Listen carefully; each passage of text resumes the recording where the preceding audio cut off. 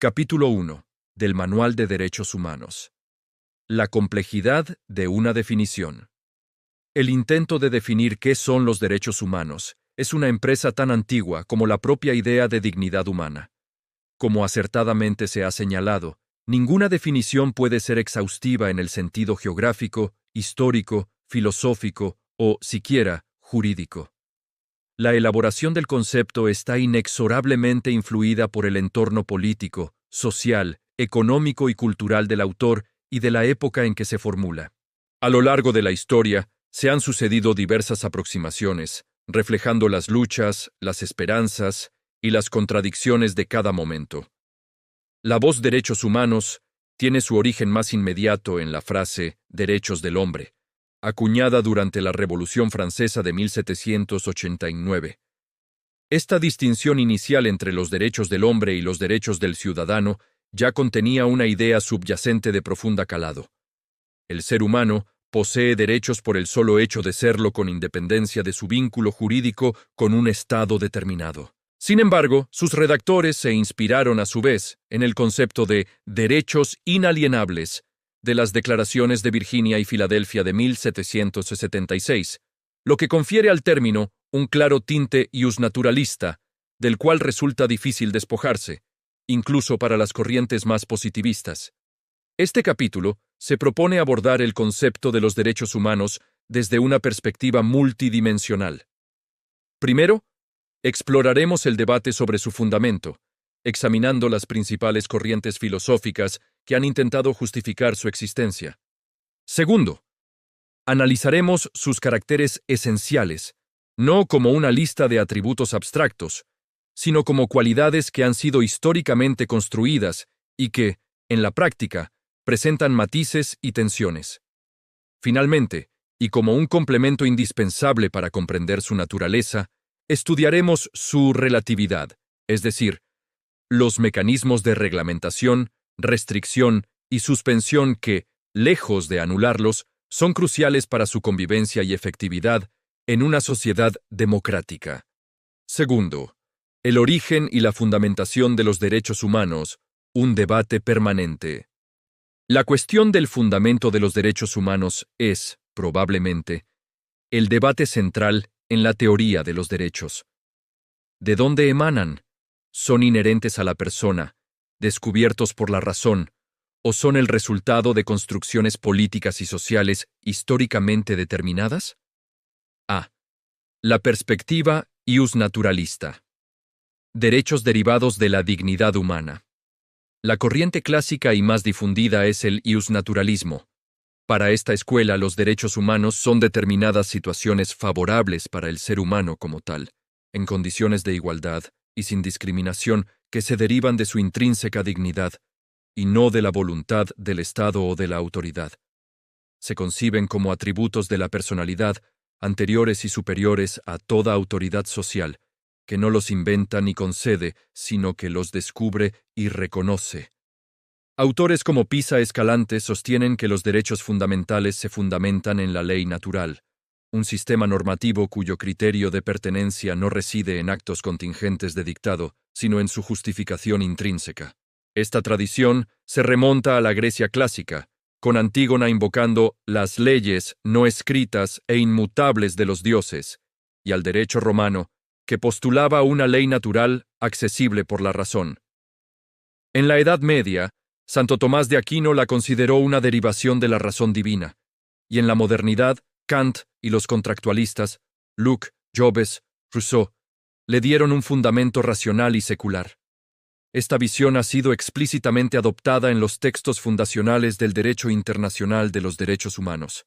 El preámbulo de la Declaración Universal de los Derechos Humanos, DUDH, de 1948, afirma que la libertad, la justicia y la paz en el mundo tienen por base el reconocimiento de la dignidad intrínseca y de los derechos iguales e inalienables de todos los miembros de la familia humana.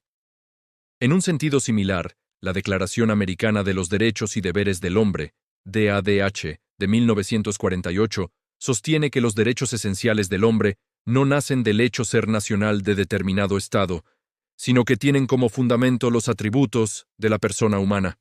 B. Críticas y perspectivas positivistas. Los derechos como creación jurídica. Frente a la visión ius naturalista, el positivismo jurídico formula objeciones severas. Para autores como Eugenio Bulligin, los derechos humanos no son algo dado, sino una exigencia o pretensión. Recién con su positivización por la legislación o la Constitución se convierten en algo tangible, en una especie de realidad, aun cuando esa realidad sea jurídica. Si no existe un derecho natural, los derechos humanos se vuelven frágiles, y la actitud correcta no es crear sustitutos ficticios, sino lograr que el legislador positivo los asegure y que los poderes públicos los hagan respetar. En una línea similar, Rabossi argumenta que si bien los objetos de los derechos humanos son bienes de gran importancia y condiciones necesarias para la acción humana de ello, no se puede deducir que sean derechos morales, con existencia previa a su reconocimiento positivo. Otra crítica fundamental apunta a que la teoría del derecho natural destruye el nexo entre los derechos humanos y sus creadores, los estados, y por ende, la base de su responsabilidad internacional por sus violaciones. C. Una síntesis superadora. La teoría histórica. Una de las explicaciones más convincentes y que permite superar la dicotomía anterior es la desarrollada por Norberto Bobbio.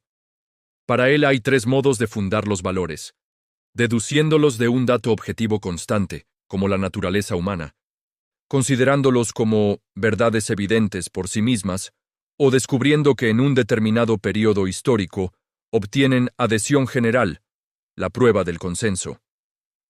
Bobbio critica los dos primeros modos. La naturaleza humana ha sido interpretada de formas tan diversas por los propios ius naturalistas que no puede servir como dato constante. Las verdades evidentes tampoco lo son, pues lo que fue evidente para unos en un momento, por ejemplo, la negación del voto femenino, es inaceptable para otros en otro tiempo. El tercer modo, el fundamento histórico, tiene la ventaja de poder probarse fácticamente. Para Bobbio, el 10 de diciembre de 1948, con la adopción de la Declaración Universal de los Derechos Humanos, constató que la humanidad, por primera vez, compartía un conjunto de valores comunes.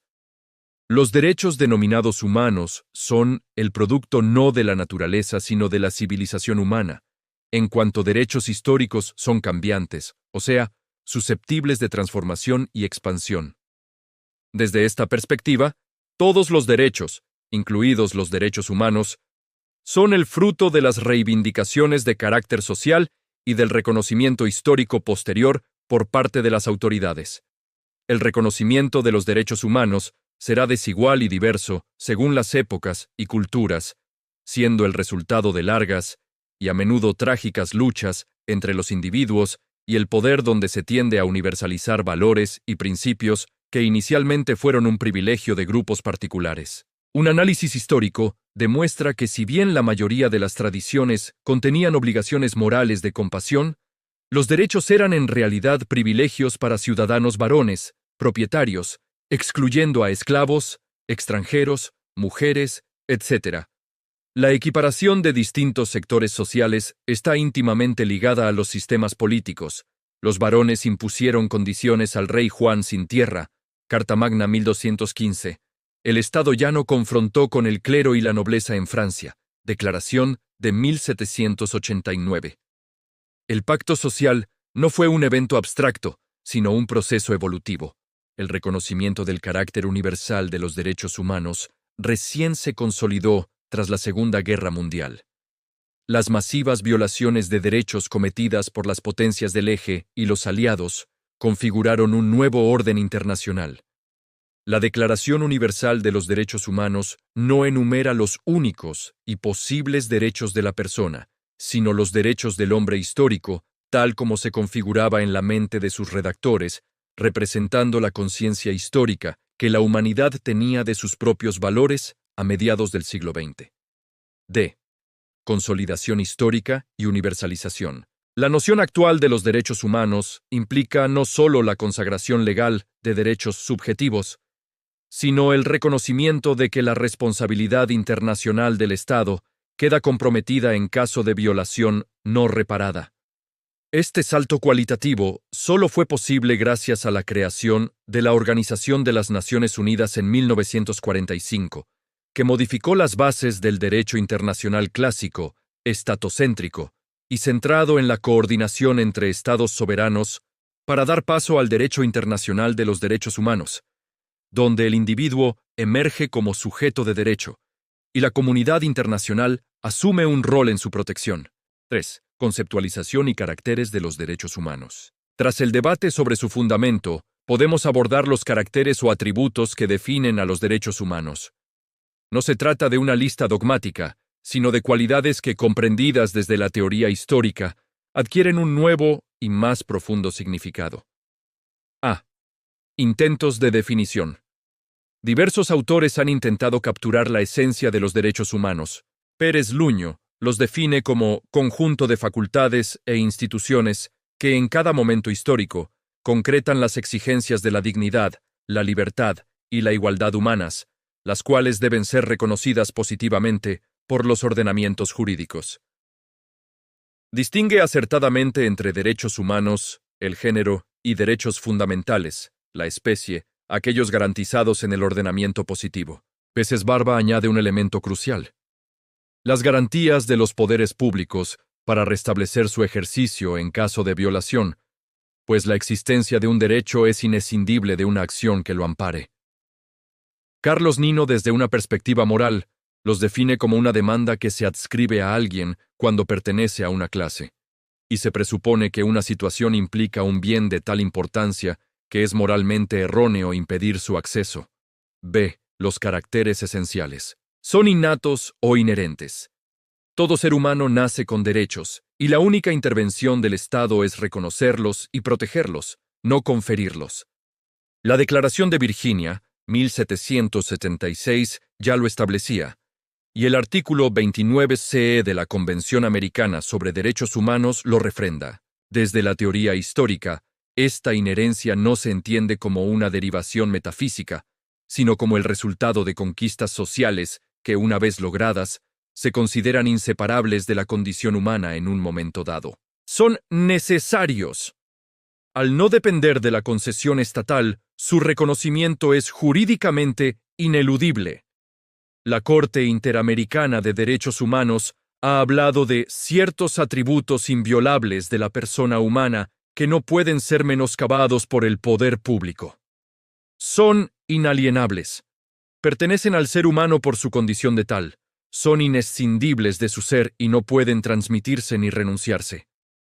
Los Convenios de Ginebra de 1949 establecen que las personas protegidas no pueden, en ningún caso, renunciar parcial ni totalmente a los derechos en ellos reconocidos. Son imprescriptibles. No se pierden con el transcurso del tiempo ni con el desuso. El artículo 3 común a los Convenios de Ginebra establece que ciertas prohibiciones, atentados a la vida, tortura, etc., están y quedan prohibidos en cualquier tiempo y lugar. Son oponibles erga omnes. Pueden hacerse valer frente a cualquier sujeto de derecho, sean personas físicas o jurídicas, públicas o privadas. La Corte Interamericana de Derechos Humanos ha afirmado que la Convención Americana sobre Derechos Humanos puede ser invocada frente a su propio Estado o a cualquier otro. Paralelamente, la Corte Internacional de Justicia, en el caso Barcelona Traction, reconoció la existencia de obligaciones erga omnes de los Estados, cuya protección es un interés jurídico de toda la comunidad internacional. Se habla así de una oponibilidad erga omnes bifronte, desde el individuo contra todos y desde la comunidad internacional exigiendo a los Estados. Son universales. Esta característica tiene dos facetas. Son derechos de todos los seres humanos, faz personal, y deben ser respetados de manera uniforme por todos los Estados, faz material. Este principio fue tensionado en la Conferencia Mundial de Viena de 1993, donde se debatió la tensión entre universalismo y relativismo cultural. El resultado transaccional en la Declaración y Programa de Acción de Viena fue claro. Todos los derechos humanos son universales, indivisibles e interdependientes. Debe tenerse en cuenta la importancia de las particularidades nacionales y regionales, pero los Estados tienen el deber de promover y proteger todos los derechos humanos. Se habla así de una universalidad uniforme. Son indivisibles e interdependientes. Es imposible jerarquizar los derechos para preferir unos sobre otros sin abrir la puerta al fundamentalismo. La negación de los derechos económicos, sociales y culturales inevitablemente conduce a la negación de los derechos civiles y políticos, y viceversa. El derecho a la vida requiere no solo abstención estatal, sino también prestaciones positivas, salud, saneamiento. El derecho al voto requiere organización estatal. El derecho a la enseñar y aprender no puede ejercerse si el Estado no garantiza instituciones educativas. El preámbulo del Pacto Internacional de Derechos Económicos, Sociales y Culturales es claro. No puede realizarse el ideal del ser humano libre, a menos que se creen condiciones que permitan a cada persona gozar de sus derechos económicos, sociales y culturales, tanto como de sus derechos civiles y políticos. 4. La relatividad de los derechos. Reglamentación, restricción y suspensión. Contrario a la creencia popular, ningún derecho humano es absoluto. Todos son relativos, y están sujetos a límites necesarios para su propia convivencia y efectividad. El artículo 29 de la Declaración Universal de los Derechos Humanos, el artículo 28 de la Declaración Americana de los Derechos y Deberes del Hombre y el artículo 32 de la Convención Americana sobre Derechos Humanos establecen marcos similares para la limitación de los derechos, en aras de proteger los derechos de los demás, la seguridad de todos y las justas exigencias del bien común en una sociedad democrática. A. Ningún derecho es absoluto. El derecho a la vida, por ejemplo, admite limitaciones en casos de legítima defensa, estado de necesidad o en conflictos armados. Si un derecho fuese absoluto, dos personas con derechos opuestos nunca podrían resolver sus diferencias legalmente. B. Reglamentación. Razonable versus restricción legítima. Es crucial distinguir entre reglamentación razonable. Consiste en un conjunto de normas y reglas adicionales y complementarias que tienen como objetivo facilitar y garantizar el goce y ejercicio de un derecho, sin desvirtuar su naturaleza. El artículo 14 de la Constitución Nacional Argentina establece que los derechos se ejercen conforme a las leyes que reglamenten su ejercicio. El artículo 28 de la Constitución Nacional funciona como un límite a estos poderes. Los principios, garantías y derechos no podrán ser alterados por las leyes que reglamenten su ejercicio. Restricción. Legítima. Implica establecer límites de carácter permanente a su goce y ejercicio en función de un interés estatal relevante. C. El test de razonabilidad y sus niveles de escrutinio. Para evaluar la validez de una restricción, la Corte Suprema de Justicia de la Nación Argentina aplica un test de razonabilidad, determinando si la medida es desproporcionada, si excede el fin perseguido o si guarda relación causal con él. Sin embargo, cuando la distinción normativa se basa en categorías sospechosas, origen nacional, género, etc., la presunción de constitucionalidad se invierte y se exige un escrutinio más estricto. En casos como Repetto, distinción por nacionalidad, y González de Delgado, distinción por género, la Corte Suprema de Justicia de la Nación sostuvo que quien defiende una clasificación basada en estas categorías debe probar que persigue un interés estatal urgente y que los medios empleados están sustancialmente relacionados con el logro de ese objetivo. En casos como Hooft y Gottschall, el tribunal aplicó un estándar intermedio.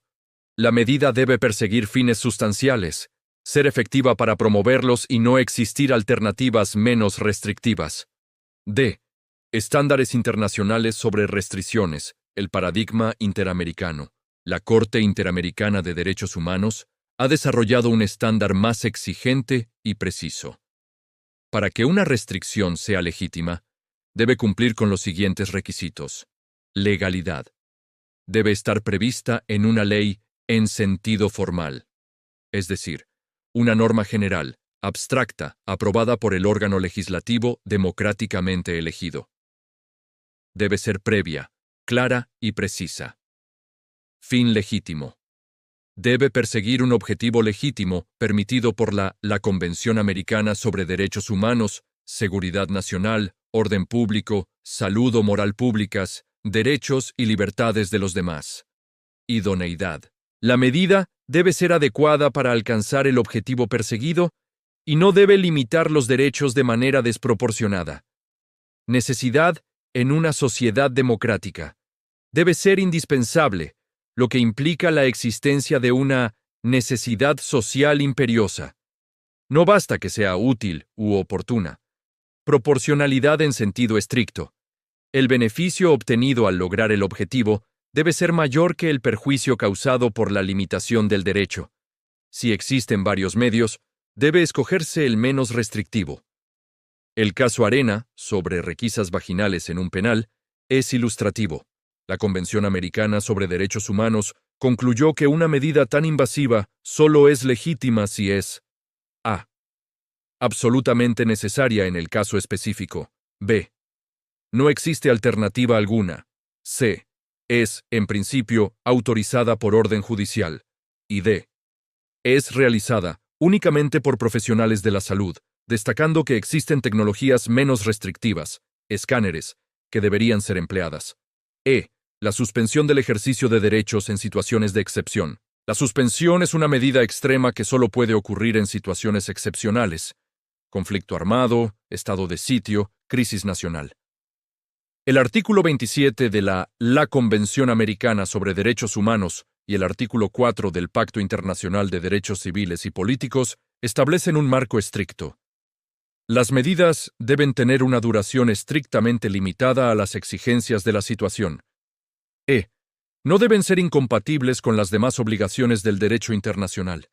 No pueden entrañar discriminación alguna. Los Estados deben informar a la comunidad internacional sobre las medidas adoptadas.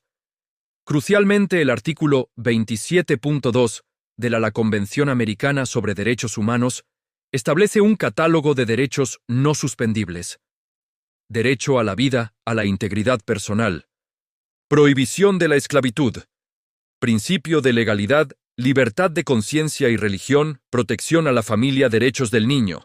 Derecho al nombre, a la nacionalidad y derechos políticos. La Corte Interamericana de Derechos Humanos ha añadido que tampoco pueden suspenderse las garantías judiciales indispensables para protegerlos, como el habeas corpus y el amparo.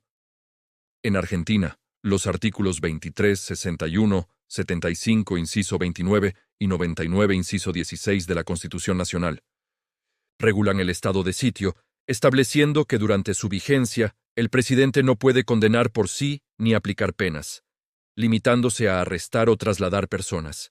5. Hacia una definición integral y sistémica.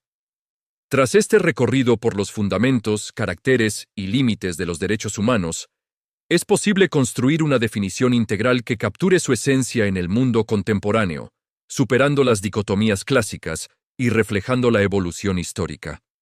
La definición que mejor sintetiza esta complejidad es la siguiente. Los derechos humanos son un conjunto de facultades y conquistas históricas, nacidas de luchas sociales contra el poder, que fueron universalizadas tras la Segunda Guerra Mundial. Su existencia no depende de una esencia natural, sino de su reconocimiento normativo, tanto a nivel nacional como internacional, y su característica distintiva en la era moderna es que su violación compromete la responsabilidad internacional del Estado. Esta definición comprensiva puede desglosarse en sus componentes clave para una cabal comprensión. Conquistas históricas, nacidas de luchas sociales contra el poder. Esta afirmación rechaza la visión iusnaturalista de derechos descubiertos en una naturaleza humana abstracta. En su lugar, adopta la teoría histórica, que entiende los derechos como el resultado de conflictos concretos. No fueron un regalo del poder, sino una arrancada al poder. Los varones frente al rey, Carta Magna, el Estado llano frente al clero y la nobleza, Revolución Francesa, los trabajadores frente al capital, las mujeres frente al patriarcado. Son, por tanto, el fruto de la reivindicación y el reconocimiento histórico posterior, un proyecto civilizatorio en constante construcción y expansión, que fueron universalizadas tras la Segunda Guerra Mundial. Si bien el proceso de conquista es histórico, hubo un punto de inflexión que marcó un antes y un después. El horror de la Segunda Guerra Mundial impulsó a la comunidad internacional a establecer un consenso universal por primera vez. La Declaración Universal de los Derechos Humanos de 1948 no agota los posibles derechos, pero constituye el momento en que la humanidad constata y consagra un conjunto de valores comunes, extendiendo lo que antes eran privilegios de grupos a la condición de todo ser humano. Su existencia no depende de una esencia natural, sino de su reconocimiento normativo. Esto subraya que los derechos humanos adquieren su fuerza y eficacia jurídica al ser plasmados en normas. Este reconocimiento tiene una doble dimensión. A nivel nacional, a través de las constituciones y leyes que los consagran como derechos fundamentales. A nivel internacional, a través de los tratados y declaraciones que crean el derecho internacional de los derechos humanos, estableciendo un estándar común para todos los estados. Este reconocimiento es lo que transforma una mera pretensión moral en una exigencia jurídica exigible. Su característica distintiva en la era moderna es que su violación compromete la responsabilidad internacional del Estado. Este es el elemento que define al sistema actual y lo diferencia de cualquier época anterior. No se trata solo de una obligación moral o interna, sino de una obligación jurídica de carácter internacional. Cuando un Estado viola los derechos humanos, incurre en responsabilidad frente a la comunidad global. La paradoja fundamental: derechos fundamentales, pero no absolutos. Una visión verdaderamente integral no puede omitir la paradoja que estructura la convivencia democrática. Los derechos humanos son inherentes a la persona, pero no son absolutos. Su propia vigencia en una sociedad pluralista depende de la existencia de un marco de límites, reglamentación razonable, restricción legítima y suspensión excepcional, que en lugar de debilitarlos, los dota de la coherencia y la operatividad necesarias para su convivencia. Estos límites, sometidos a estándares de estricta legalidad, necesidad y proporcionalidad, son, en sí mismos, parte integral del sistema de protección diseñado para evitar que el ejercicio de un derecho aniquile el de otro. En última instancia, los derechos humanos se revelan no como un catálogo cerrado de verdades eternas, sino como un sistema normativo vivo y dinámico. Un sistema forjado en la historia a través de la lucha, estructurado sobre un andamiaje de garantías y límites, y sostenido por un mecanismo de responsabilidad internacional. Es, en esencia, un proyecto civilizatorio en constante construcción, donde la tensión entre el ideal de dignidad y la realidad de su protección es el motor que impulsa su continua expansión y perfeccionamiento.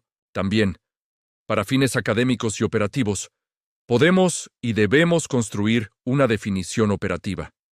Y esa definición debe ser necesariamente estratificada, en capas. Podemos definir los derechos humanos como una construcción jurídico-política históricamente dinámica, proyectada normativamente desde la dignidad humana, que articula las condiciones indispensables para una vida digna y que impone obligaciones vinculantes a los estados y, en ciertos casos, a los particulares. Desglosemos esta definición para entenderla en su totalidad. Primero, es una construcción históricamente dinámica.